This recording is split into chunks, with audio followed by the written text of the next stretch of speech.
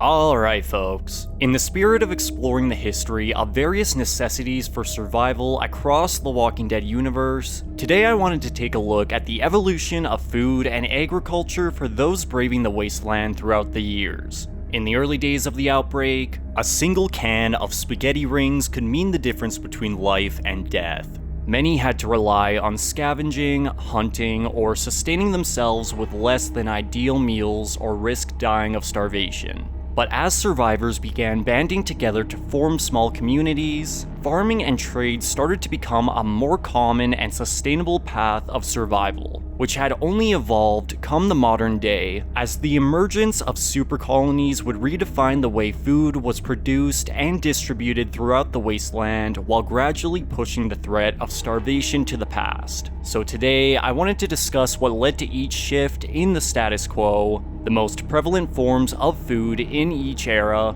and where the progress society has made could lead in the future. But with that, if you end up enjoying this video, I'd greatly appreciate it if you hit that like button, and drop a sub to see more content like this every single week. Now, as we know all too well, August 27th, 2010 marked the day society fully and utterly collapsed as the dead began walking the streets all across the world. For those within American cities on this day, there were two choices: flee for your life or stay put and wait for the authorities to clean this mess up.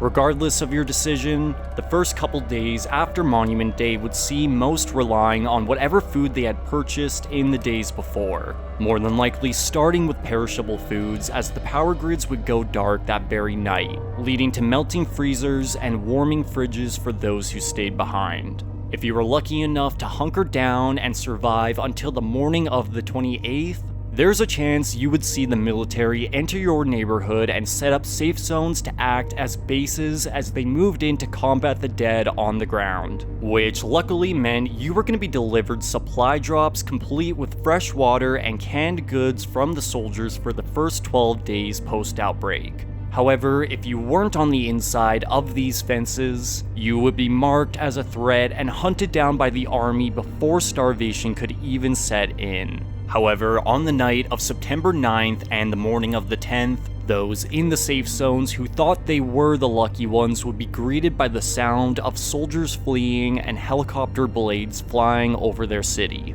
This, of course, was Operation Cobalt, a last resort attempt by the US government to drop napalm in the streets of every major metropolitan city in the country in order to exterminate as many cold bodies as possible following the army's failure to take back control on the ground, which doomed America for years to come and threw absolutely everyone into the horrors of the wasteland, including those same fleeing soldiers who would meet their end in military bases for one reason or another once the remaining federal government went silent. In the following days, most survivors had made their ways to the countryside, ocean, or outskirts of cities as they attempted to figure out their next steps. But no matter what path you chose during this time, life going forward was going to be a struggle. This era of the apocalypse was all about looting canned and non-perishable goods while hunting whatever you could. Food was the new currency of this world, and those who had previously claimed to be good people would completely abandon their morals if it meant they could have just one more meal. Those who took to the sea were lucky to have access to plenty of food through fishing, but in most cases, a lack of fresh water quickly became their biggest threat. So unless you had access to a water maker or a reliable way to collect rain, salt water would dehydrate and kill you faster than hunger ever could.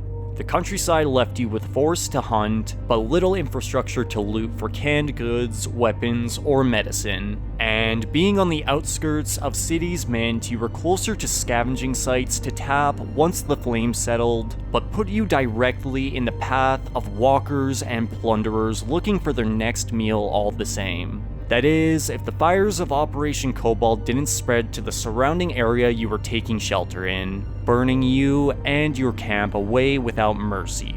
Spoilage was a huge issue during this era, as most of the time, expired goods were all that were left behind, with those hungry enough to eat these rotted foods risking getting sick. Some survivors would get so desperate as the months went on that they would begin feasting on the decomposing corpses of animals on the forest floor, just to stop the pain in their stomachs, while worms or other insects became frequent snacks to prevent you from regularly passing out. This was it.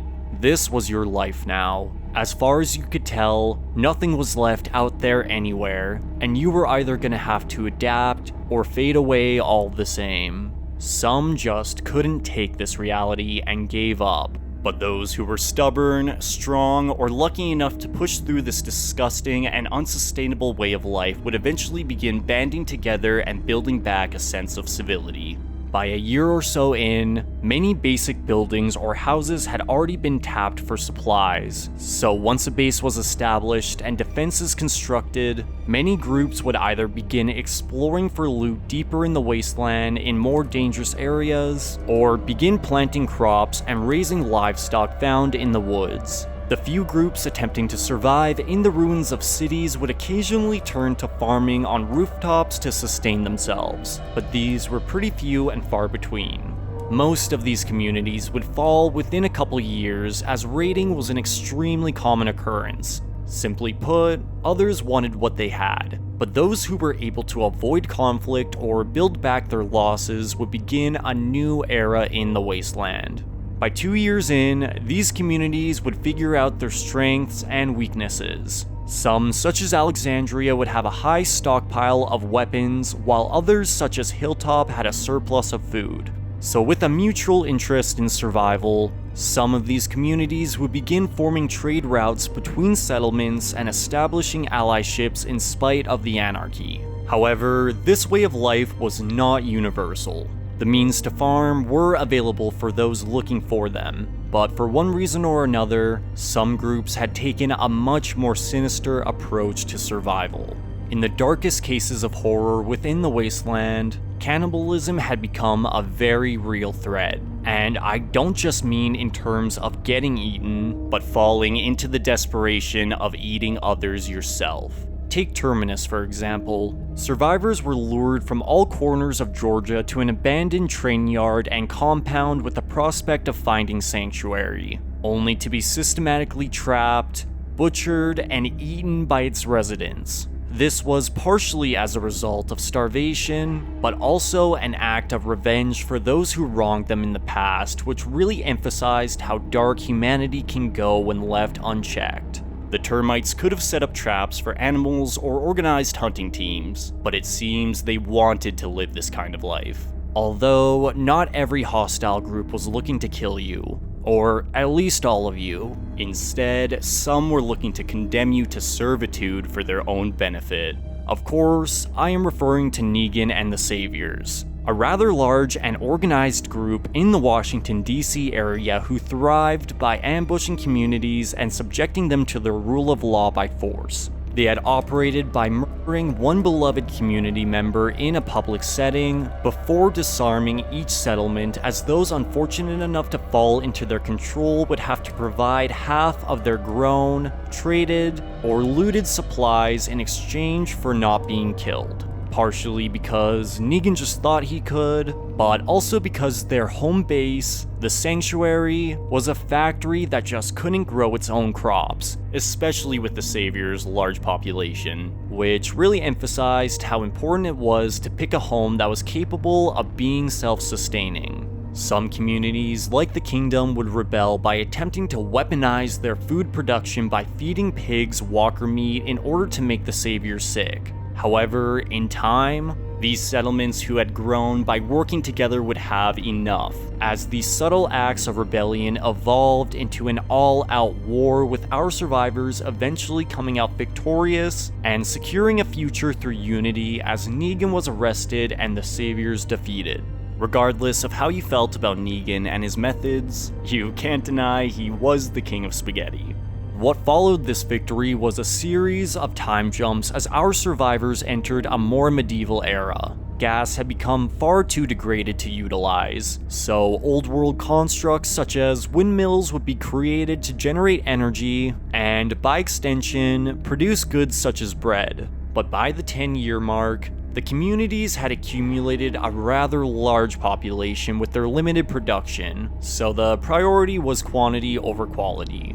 Mostly meaning these communities thrived off stew as it was easy to make in abundance, with their protein coming from whatever could be hunted in the woods or fished at sea as the ocean had exploded in population without human interference. I'd imagine old world methods of salting and pickling would become pretty common again without reliable refrigeration, which would reinforce this more primitive yet adaptive way of life. There are always exceptions to the status quo of survival, as some groups were out there approaching the apocalypse in rather unique ways, such as the Whisperers living animalistic lives by choice, or groups like the End is the Beginning cult who use the dead to their benefit by mixing walkers into crop mulch. Regardless, these groups still followed the trend of relying on hunting or farming for survival. Although there were a few pockets of survivors, such as the Reapers around this time, who managed to keep up with this plunderer lifestyle by raiding communities thanks to their military backgrounds. But by then, these types of groups were pretty rare to encounter. However, although so much progress had been made turning to the past to help with the present in the face of widespread lawlessness, others had been living out there since the beginning as if nothing ever changed. As we know, in the surrounding states outside of our survivors' view, multiple super colonies with populations of tens of thousands had been thriving since the outbreak with little to no tribulations. Some of which were connected through an allyship known as the Alliance of Three, but others, such as the Commonwealth, were completely independent with their own farmland and agricultural production centers. They were even advanced enough to run ice cream shops and produce candy, which, although sugar grows in tropical climates, it's entirely possible they could have been supplemented with a variety of alternative sweeteners. But the most powerful and influential of these super colonies was, of course, the Civic Republic of Philadelphia and military. The reformed remnants of the Pennsylvania National Guard who survived and defended their city by fighting back against the US Air Force during Operation Cobalt. Not only did the CRM have Philadelphia fully secured, but they were active in establishing farms, fuel production sites, and walker culling facilities all across the East. Consignees would be instructed to defend their crop fields from the dead while workers maintained their growth, with each batch of crops being transferred back to Philadelphia via helicopter, further emphasizing the extent of their progress and advancements. This is just what we see on the surface too. We're told of active water management plants within the city, and most of their crops appear to be somewhere outside of Philadelphia, so who knows how large this production really is. For the first 10 years after the outbreak, the Civic Republic was so successful that it was able to sustain 3 other super colonies known as Portland, Omaha, and the Campus Colony, who weren't able to produce their own crops for reasons that were never explained or explored. It's unclear if this was out of altruism or intent to control. However, once it was determined these colonies' strain on their resources wouldn't be sustainable for their own survival long term, Major General Beale would order the destruction of all 3 allied colonies through the use of chlorine gas. However, although Omaha and the Campus Colony did meet this fate, Portland was spared thanks to the actions of Rick and Michonne, who were able to exterminate the CRM's entire malevolent sector with a single explosion, assuring the reforming of the CRM into a benevolent force in the Wasteland, as the Ones Who Live ends with the army delivering resources to in-need colonies across the country. What followed was a brand new post-apocalyptic era in America. Gone were the days of starvation being the greatest threat, as these remaining super colonies had been expanding and reaching out in the surrounding states. No longer are most outside these large societies living medieval lives, as fuel, weapons, and presumably food was now accessible through trade on a far larger scale than what's been seen before. Even if you preferred living alone, you could presumably still trade your scavenged goods for food or fuel at your nearest Civic Republic or Commonwealth outpost. It's much harder to live the life of a plunderer if multiple armies are patrolling the streets all around. However, although working together was resulting in a much safer and organized America, other countries abroad had been developing in far different ways. You see, over in France, a group known as Pavor had been formed for the people by the people at the onset of the apocalypse with the prospect of restoring France to its former glory. On the surface, this group was a force for good in the French wasteland, as they are shown delivering food to the people of Paris with only loyalty being asked for in exchange. However, like most post-apocalyptic governments, Pavor was plagued with corruption, so although some were being fed, the crops themselves were regularly stolen from lone farmers in the countryside, usually elders who had no way of fighting back. It's possible these small farms in the country are the primary source of food for those in Paris, but with Daryl Dixon's Season 2 finale introducing the idea of Great Britain possibly surviving the apocalypse, it's entirely plausible Pavor actively trades with the English on top of taking supplies from the elderly, which could make sense given Paris's relatively large population, along with Pavor's possession of large running shipping vessels. A feat that would be hard to accomplish, as it would be difficult to produce heavy fuel oil given the current state of France.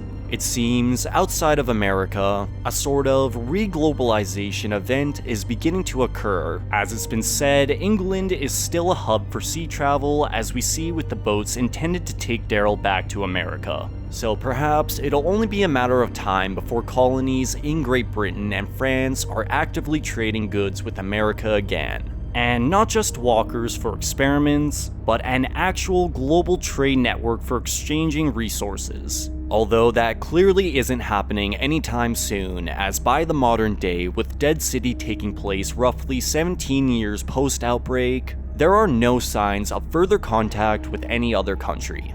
America itself has only expanded on the return of civility, as mostly peaceful survivors are everywhere across the East, and in some cases, bars and motels are open for business in areas outside of walled-in communities thanks to these growing societies. In the case of the newly established New Babylon Federation, their crop-growing productions have expanded to the point where entire cornfields are dedicated to distilling biofuel, which in turn has contributed to cars appearing back on the roads as well. However, despite this rapid progress in reclamation, some areas were still just as bad as the day the world fell. Specifically, cities such as Manhattan, which was cut off from the mainland thanks to the government collapsing the bridges in and out during Operation Cobalt. Despite the lack of farmland, many survivors in the years since have managed to stay alive on the island by growing crops on rooftops, while scavenging and repurposing whatever there was to be found throughout the city's many skyscrapers. But what makes Manhattan stand out is an ex-savior known as the Croats' discovery of walkers making for a great source of fuel by methane extraction. Biofuels are extremely resource-heavy to produce, so with walkers being abundant across the wasteland, the knowledge to convert them to gas will become more valuable than any other method adapted. Through this innovation, it can now be far easier to maintain power on farmlands in order to operate greenhouses for the winter, irrigation systems to decrease the manpower needed, and cold storage to avoid spoilage, while fueling heavy equipment such as tractors or plows on a much larger scale than what's already been seen with the Super Colonies. It seems like fermenting and distilling corn was the main method for creating biofuel for most, so through this new type of gas, the entire crop harvested could be used for food instead of just portions. Not to mention how much easier it could become to distribute with the advancements in transportation. Essentially, everything that's already been achieved would be hit into overdrive through this new fuel source, but how this knowledge is used will come down to the intention of those wielding it. The Croat is an ex-savior once again following the lead of Negan, a man notorious for not playing well with others. So although this innovation could revolutionize farming and potentially end hunger within the wasteland, it's still yet to be seen if they will share this new fuel source, use it for trade, or maybe monopolize it for their own benefit. But I'm curious to hear what you guys think. Do you believe a future where nobody goes hungry is a possibility? Or do you think these innovations will just lead to more war and bloodshed? Are there other ways to produce food that haven't been explored in the franchise? For example, could lab-grown meat become a possible source given the Super Colonies' advancements? I want to hear your thoughts in the comments down below. But that's gonna do it for me today, folks. As always, thank you so much for watching.